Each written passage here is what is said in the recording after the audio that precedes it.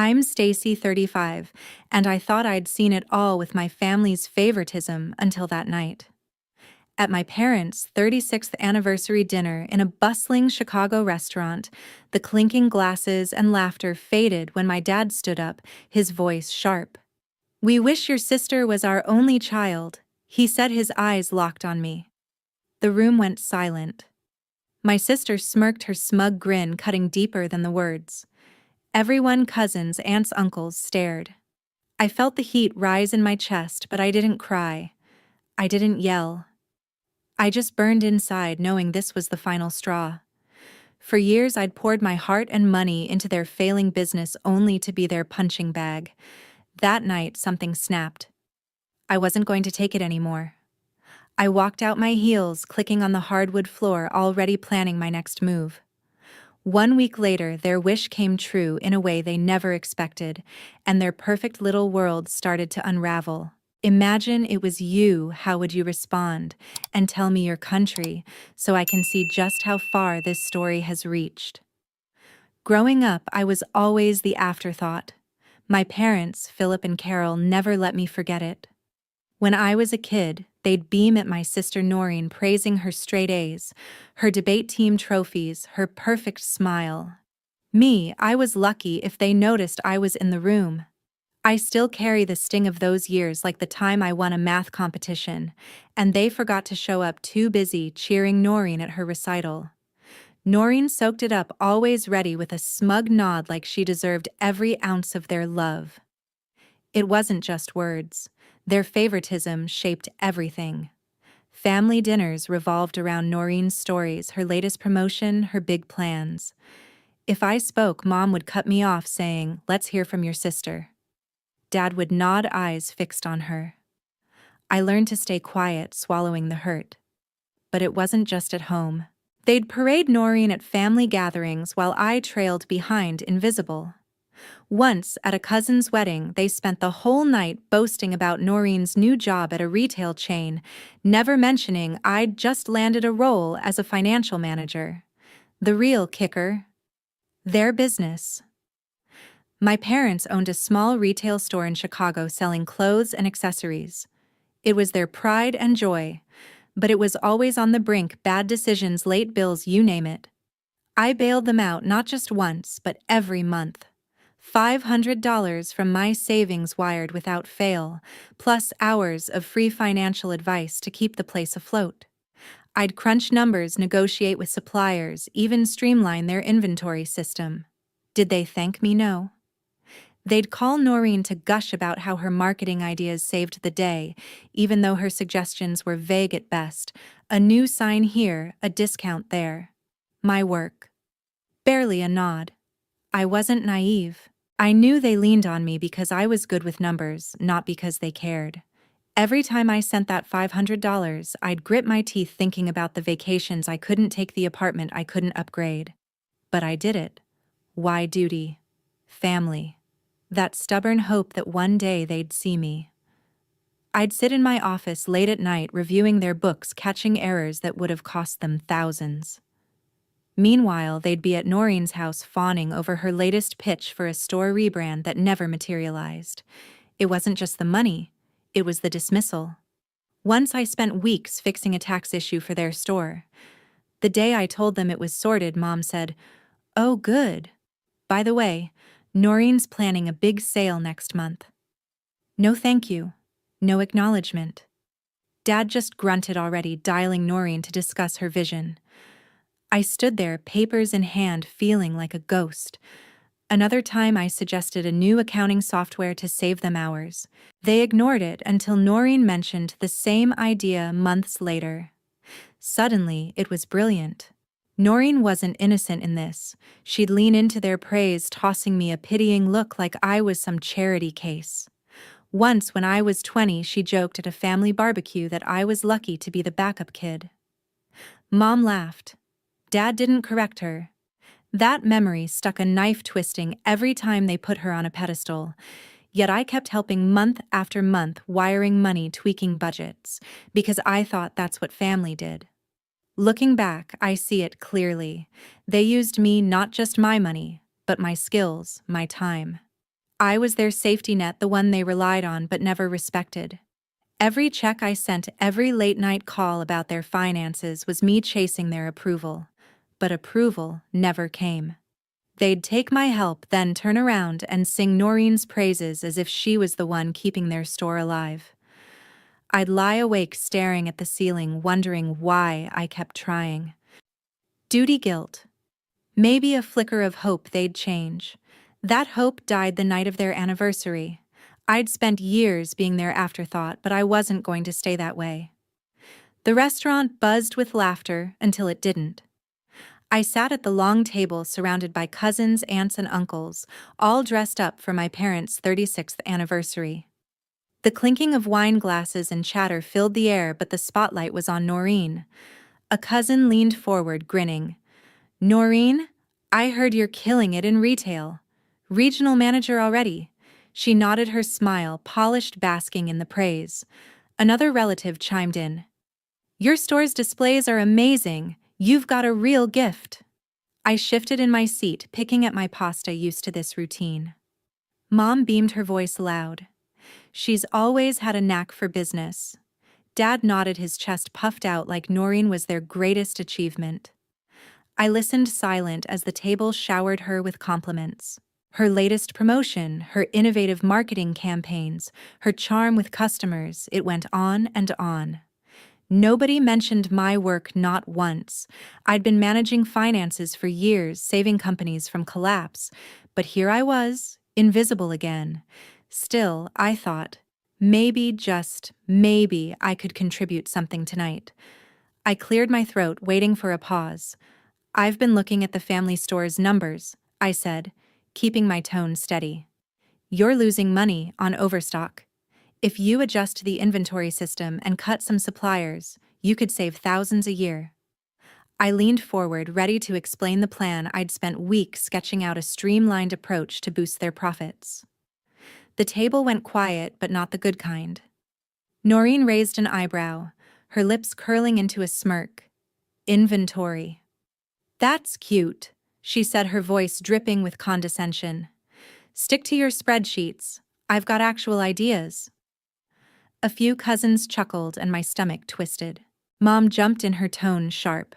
"Sweetie, let's not bore everyone with numbers. Noreen's already planning a big summer sale." Dad didn't even look at me, just sipped his wine and muttered, "Yeah, Noreen knows what she's doing." I felt the heat rise to my face, my hands gripping the napkin under the table. My idea, weeks of work dismissed in seconds like I was some intern pitching to the CEO. I tried again, forcing a smile. "It's not just numbers. I could renegotiate with vendors, get better terms. It'd make a real difference." Noreen laughed outright this time, a short cutting sound. "Vendors, please. I've got that covered. Maybe focus on your own job." Her words landed like a slap, and the table erupted in murmurs, some amused, some awkward. Mom waved a hand, dismissing me. "Let's talk about something fun. Noreen, tell them about your new ad campaign." Dad nodded, already turning to her as if I hadn't spoken. I sat back, my throat tight, the familiar sting of being overlooked settling in. Then it happened. Dad stood, raising his glass for a toast. His eyes swept the room, lingering on Noreen, then landing on me. His voice was clear, deliberate. "To 30 years of love, family, and our pride and joy. Honestly, we wish Noreen was our only child." The words hit like a punch, sucking the air out of the room. Forks stopped clinking. A cousin gasped. Noreen didn't flinch. She smirked, her eyes locked on mine, daring me to react. Mom didn't correct him. She just sipped her wine, her face calm like it was nothing. The silence stretched, every pair of eyes on me, waiting for tears or an outburst. I didn't give them that. My heart pounded, but I kept my face steady, my jaw set. Inside, I was unraveling the years of being pushed aside, crashing down. I'd spent my life trying to earn their respect, pouring my skills into their failing store, only to be erased in front of everyone. Noreen's smirk was the final straw, a silent taunt that I'd never be enough. I pushed my chair back, the scrape loud in the quiet room. "Enjoy your night," I said, my voice low but firm. I grabbed my purse and walked out, my heels clicking against the hardwood, every step fueling a fire in my chest. Outside, the cool Chicago air hit my face, but it didn't calm the rage building inside. I'd spent years swallowing their dismissals, their favoritism, their utter disregard. No more. As I stood on the sidewalk, the city lights blurring through my anger, I made a decision. I wasn't just going to walk away. I was going to end this cycle of being their afterthought once and for all. That night, I sat alone in my apartment. The sting of Dad's words. "We wish Noreen was our only child," burned in my chest sharper than ever. Noreen's smirk. Mom's silent agreement, the table's stunned faces, they replayed in my mind, each memory fueling a decision I'd been avoiding for years. I was done. Done being their afterthought, their bank account, their invisible fix-it person. I'd poured $500 a month into their failing store, spent countless hours balancing their books, negotiating with vendors, keeping their business alive. For what? To be laughed at, dismissed, erased in front of everyone. No more. I grabbed my phone, my hands steady despite the anger pulsing through me. I opened our family group chat, me, Dad, Mom, Noreen, and typed a message: "I'm done helping with the store. No more money, no more advice. Good luck." I hit send, my heart racing, knowing the chaos it would unleash. Within minutes, my phone lit up. Dad called first, leaving a voicemail I didn't bother to check. Mom followed with a text. "What's this about? Call me now." Noreen sent a single word: "Seriously." I stared at the screen, their words blurring together, and felt a strange calm. I wasn't going to answer. Not tonight. Not ever. By morning, the calls multiplied. Dad left 3 more voicemails, his tone shifting from confusion to irritation. "We need to talk about this," he said, in one as if I owed him an explanation. Mom's emails flooded my inbox, long rambling messages about how the store was our family legacy and how I couldn't just abandon them. Noreen called twice, her voice sharp, demanding I stop overreacting. I let every call go to voicemail, every email sit unread. Their panic was palpable even through the screen, but I felt no guilt. They'd relied on my money and expertise for years, never once thanking me, always praising Noreen instead. Now they'd face the consequences. The store was a mess without me. I knew it would be. My $500 a month covered their late bills, kept suppliers from cutting them off. My advice hours spent analyzing their finances, streamlining their operations, had been the only thing keeping them afloat. Without it, they'd sink, and fast. I didn't feel sorry for them. I felt free. For the first time, I wasn't chasing their approval, wasn't begging for a scrap of respect. I was taking back my power, and it felt good. But Noreen wasn't done. 2 days later, I got a notification, a new post on her Facebook page, public for all our family and friends to see. "Some people think they're indispensable," she wrote, "but they're just jealous and petty, stirring drama to feel important." She didn't name me, but the message was clear. Comments poured in, cousins and mutual friends speculating, some even tagging me. Then came the private messages, acquaintances asking if I was okay, others hinting I'd been difficult at work. Noreen didn't stop there. She posted again, this time about my failed relationships, claiming I was too focused on my career to keep a boyfriend. Lies, all of it, but the damage was done. My phone buzzed with notifications, each one a jab at my reputation, my job, my life. I scrolled through her posts, my jaw tight. Noreen had always been smug, but this was a new low. She was trying to paint me as the villain, the unstable one, to deflect from their crumbling store. I could have fired back, could have aired their dirty laundry, how they'd begged for my help, how Noreen's brilliant ideas never worked. But I didn't. Responding would mean playing her game, and I was done with that. I blocked her on Facebook, muted her number, and ignored the growing pile of emails from Mom and Dad. Their desperation was their problem now, not mine. The pressure didn't let up. Dad called from a different number, leaving a message that started soft but turned sharp. "You're hurting the family," he said, as if I was the one who'd humiliated them. Mom's next email was a guilt trip claiming I was tearing us apart over a misunderstanding. Noreen sent a text, all caps, "You can't just walk away like this." I deleted it without replying. Their words didn't sway me. They only confirmed what I already knew. They didn't care about me. They cared about what I could do for them. The store, their image, their comfort. That's what mattered. I was just a means to an end. Each ignored call, each unread message felt like a small victory. I wasn't going to let them pull me back into their cycle of dismissal and dependence. Noreen's posts kept coming, vague jabs about ungrateful people or family betrayals. They stung, but not enough to break me. My colleagues started asking questions, nudged by her lies, but I brushed them off, focusing on my work. I was good at my job, better than Noreen ever was at hers, and I wasn't going to let her smear drag me down. Sitting at my desk, I thought about the store, how it would crumble without my help, how they'd scramble to fix what I'd held together for years. I didn't feel pity. I felt resolve. They'd pushed me too far, and now they'd learn what it meant to lose me. I wasn't just walking away. I was setting the stage for their fall, and I wasn't done yet. A week later, I boarded a flight to Florida. The decision to visit my grandfather Henry wasn't impulsive, it was calculated. I'd spent days ignoring Dad's voicemails, Mom's guilt-tripping emails, and Noreen's vicious Facebook posts, each one trying to pull me back into their web. But I wasn't going back. Not to their store, their drama, or their lies.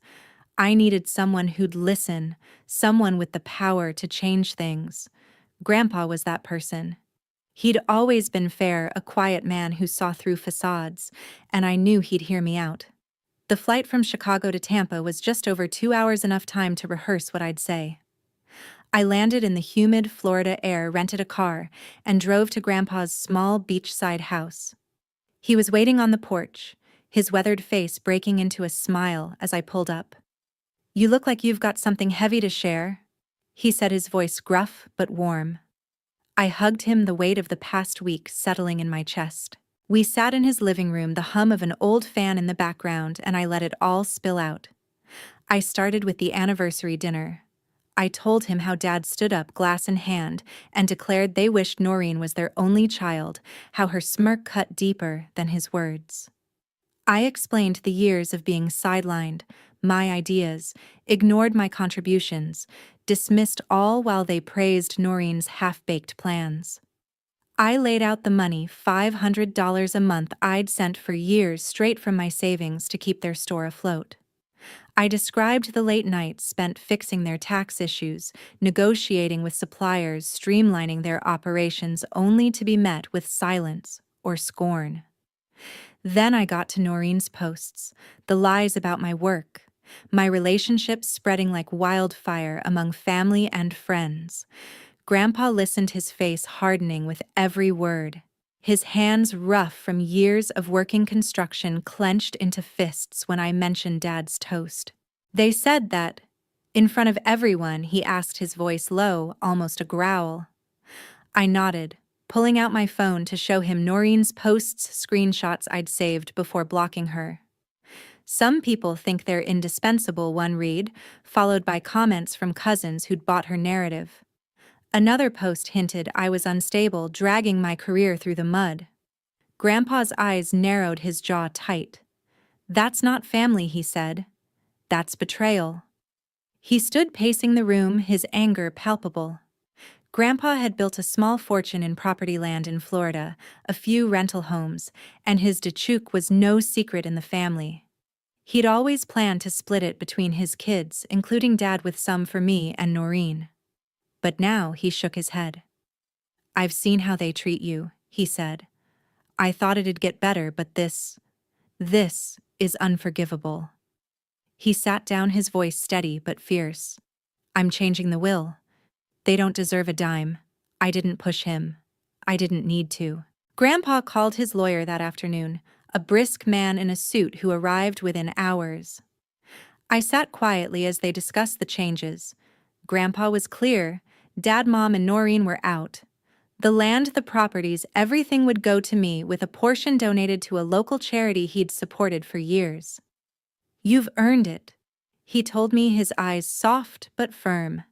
Not just for what you've done, but for who you are. I swallowed hard, the weight of his words sinking in. For the first time in years, I felt seen. Grandpa didn't stop there. He asked for details about the store's finances, how much I'd given, how they'd relied on me. When I explained the $500 a month and my unpaid consulting, he shook his head again. "They'll crash without you," he said, not with pity, but with certainty. "Let them." I nodded, knowing he was right. The store was already on shaky ground, and without my help, they'd face the tax penalties and supplier debts I'd been holding at bay. I flew back to Chicago the next day, my resolve stronger than ever. I didn't call Dad, Mom, or Noreen. I didn't check their emails or texts. The store wasn't my problem anymore.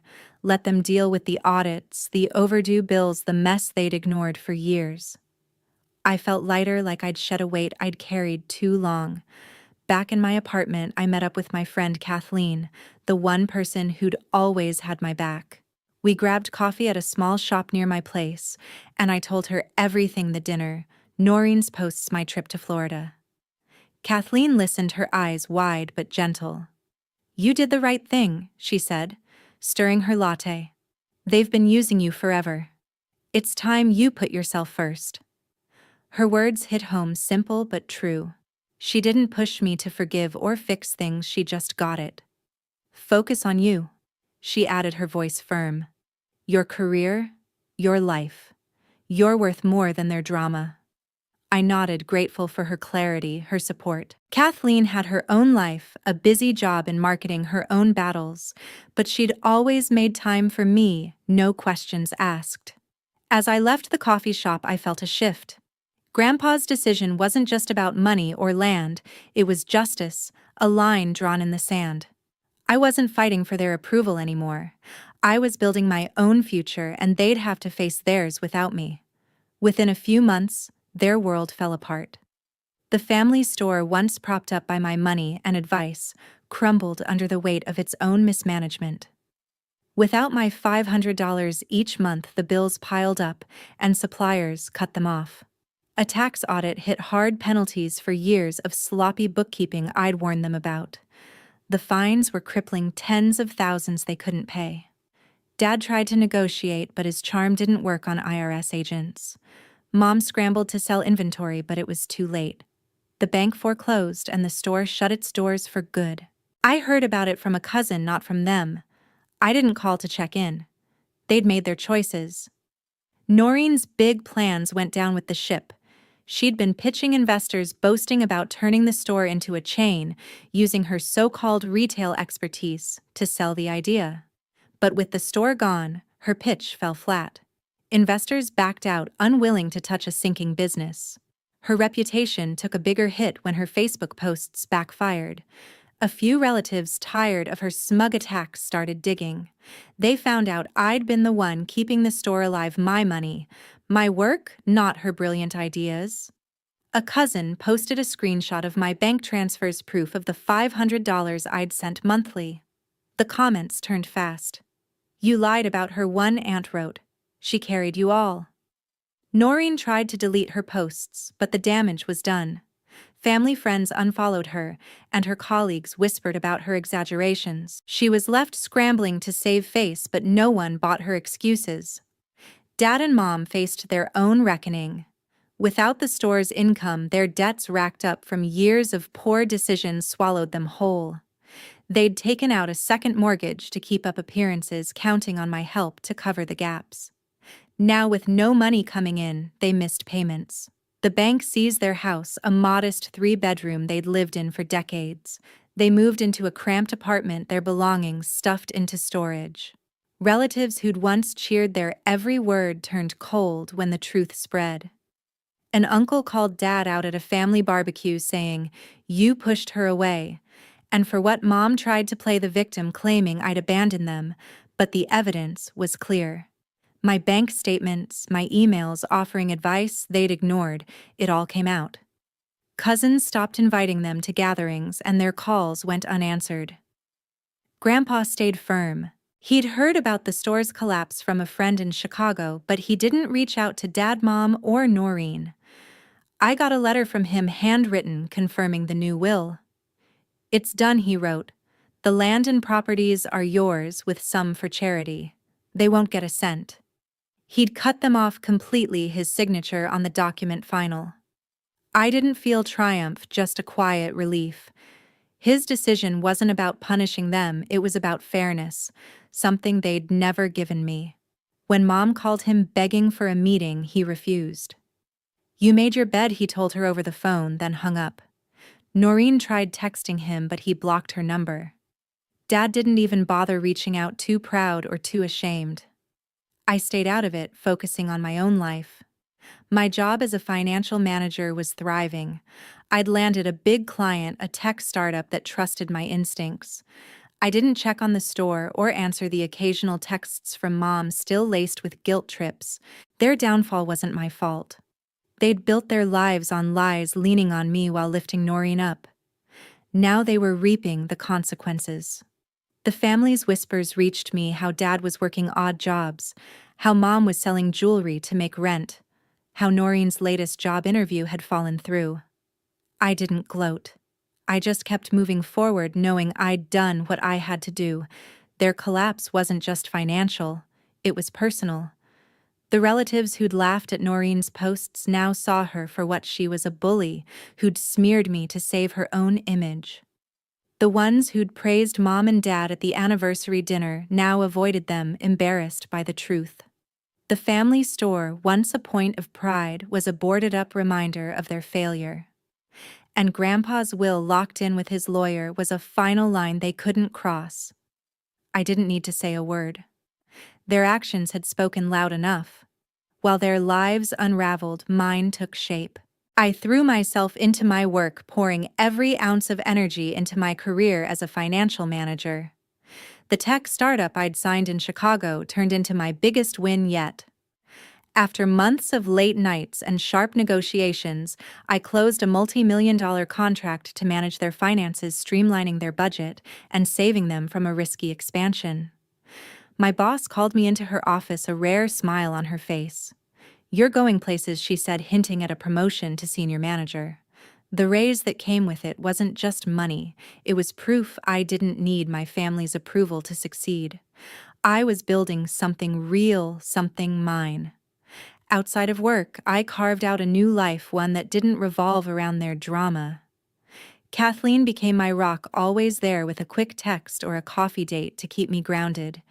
We'd meet up at our favorite diner, splitting pancakes and laughing about her latest marketing campaign or my awkward client meetings. Her support wasn't loud or flashy, it was steady, the kind that made me feel I wasn't alone.